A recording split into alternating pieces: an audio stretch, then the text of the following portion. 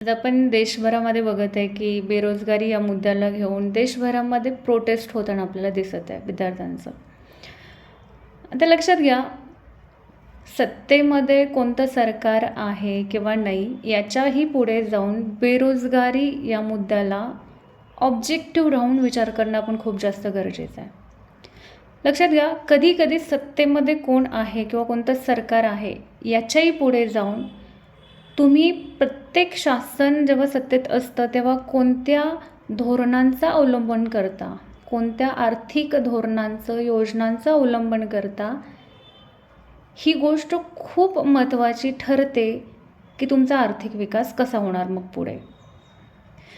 आता जर लक्षात घ्या, तुम्ही आफ्टर इंडिपेंडन्सचा टाईम पिरियड कन्सिडर केला, म्हणजे भारताला आपण बघतो की 200 वर्ष ब्रिटिशांनी भारतावरती साम्राज्य केलं आणि ब्रिटिशच भारतातून गेल्यानंतर नुकतंच आपल्याला इंडिपेंडन्स मिळालेलं, आपण संविधानाचा अवलंब केलेला आणि आता पुढे जाऊन आपल्यापुढे एक प्रश्न होता की आपण देशाचा आर्थिक विकास करायचा तो कोणत्या मार्गाने करायचा. 2 ऑप्शन आपल्याकडे होते.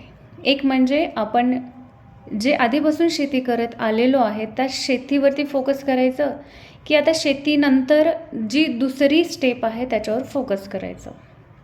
W. रोस्टोज हे इकॉनॉमिस्ट आहेत. त्यांच्या मते कोणत्याही इकॉनॉमीचा विकास हा 5 स्टेजमधून झालाच पाहिजे. पहिली स्टेप असते ॲग्रिकल्चर, ते प्रायमरी सेक्टरमध्ये येतं.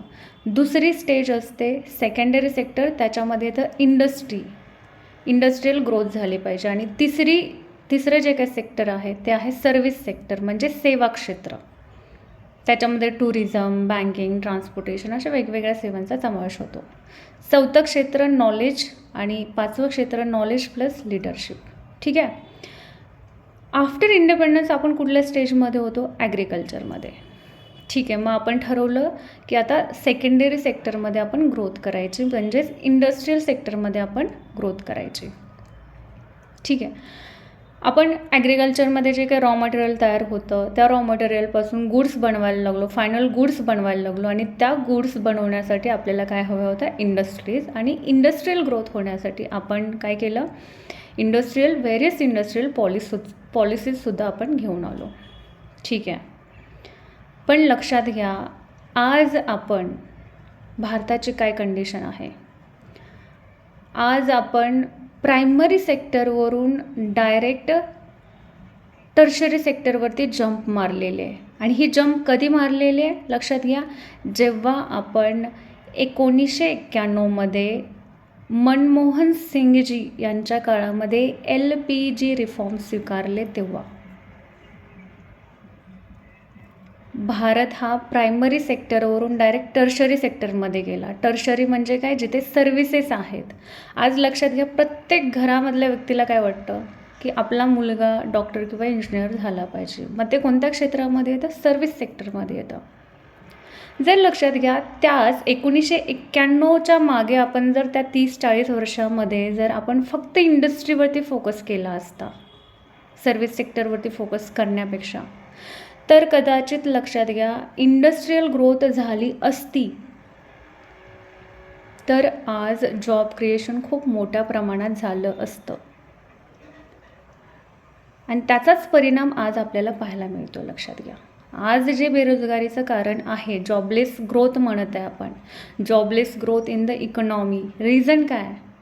तुम्ही गेल्या 50-60 वर्षामध्ये प्रायमरी सेक्टरवरून सेकंडरी सेक्टरवरती फोकस करायची गरज होती. तुम्ही डायरेक्ट टर्शरी सेक्टरमध्ये फोकस केला.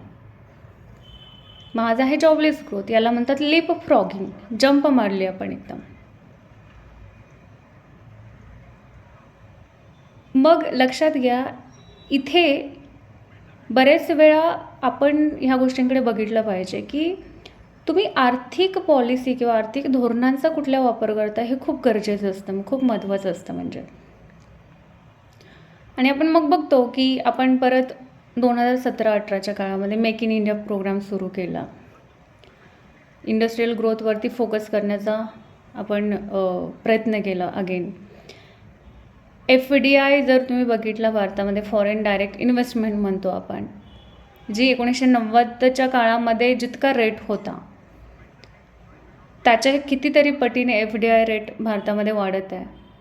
फॉरेन इन्व्हेस्टमेंट येत आहे. आपण स्टँडअप इंडिया प्रोग्राम सुरू केलेला आहे. स्टार्टअप इंडिया प्रोग्रामद्वारे सुद्धा आपण वुमन एंटरप्रेन्युअर्सना सपोर्ट करण्याचा प्रयत्न करत आहे. म्हणजे लक्षात घ्या, आज जे काही इकॉनॉमीमध्ये असणारे प्रॉब्लेम आहेत आज, म्हणजे आपण कोणत्याही म्हणजे अगदीच मी जे म्हणत आहे की ऑब्जेक्टिव्ह विचार करून आपण इथे आपलं ओपिनियन मांडण्याचा प्रयत्न करणार आहे. तर कोणतं शासन आहे हे बघण्यापेक्षा मला असं वाटतं की इकॉनॉमिक पॉलिसीज तुम्ही कधी कोणत्या अवलंबल्या आणि त्याचे परिणाम आज पाहायला मिळत आहेत, हे कुठेतरी आपण लक्षात घेतलं पाहिजे. कारण 2000 म्हणजे त्या काळात, म्हणजे 1947 ते 1990-91चा जो काही टाईम पिरियड आहे, त्या काळात कुठल्या इकॉनॉमिक पॉलिसीज अवलंबल्या आणि आज कुठल्या आहेत याच्यावरती सुद्धा लक्षात घ्या, त्याचे परिणाम आपल्याला दिसून येतात. म्हणजे लक्षात घ्या. आणि बेसिकली आज जो बेरोजगारीचा मुद्दा आहे तो 1991मध्ये जो काय आपण स्वीकार केलेला LPG रिफॉर्मचा, प्लस त्याच्या मागे जाऊन तुम्ही इंडस्ट्रीजवरती फोकस न करता, मॅन्युफॅक्चरिंग सेक्टरवरती फोकस न करता तुम्ही डायरेक्ट सर्व्हिस सेक्टरवरती फोकस केलं, म्हणून आज ती जॉबलेस ग्रोथ पाहायला मिळते. आपल्या GDPमध्ये सगळ्यात जास्त कॉन्ट्रीब्युशन करणारे एकमेव क्षेत्र सर्व्हिस सेक्टरच झालेलं आहे. इंडस्ट्रीयल सेक्टर नाही. लक्षात घ्या. मग एकच सेक्टर तुम्हाला किती जॉब क्रिएशन करून देणार आहे? म्हणजे आज ॲग्रिकल्चरचा जरी विचार केला तर लक्षात घ्या, GDPमध्ये सगळ्यात कमी कॉन्ट्रीब्युशन 17% कॉन्ट्रीब्युशन, 17 ते 18% कॉन्ट्रीब्युशन ॲग्रिकल्चरचं आहे. आणि जॉब किती तयार होतात? अगदीच म्हणजे तुम्ही विचार करा, जितकं कॉन्ट्रीब्युशन होत नाही GDPमध्ये त्याच्या कितीतरी पटीने, म्हणजे अगदीच 55% लोकसंख्या त्या शेतीवर अवलंबून आहे. म्हणजे आणि सर्व्हिस सेक्टरचं सगळ्यात जास्त कॉन्ट्रीब्युशन आहे GDPमध्ये. मग एकटा सर्व्हिस सेक्टर तुम्हाला जास्त ग्रोथ देणार नाही. आणि त्यानुसार मग रिसेंट गव्हर्नमेंट जे काय आहे ते मेक इन इंडिया प्रोग्राम असेल, FDIला अट्रॅक्ट करणं, ह्या various program through industrial growth करण्याचा डेफिनेटली प्रयत्न करत तर आहेच. सो बेरोजगारी या मुद्द्याला आजच्या शासनाचा मुद्दा न बघता आपण कोणत्या शासनामध्ये कुठल्या इकॉनॉमिक पॉलिसीचा अवलंब केला हे सुद्धा पाहणं खूप जास्त गरजेचं आहे. लक्षात घ्या.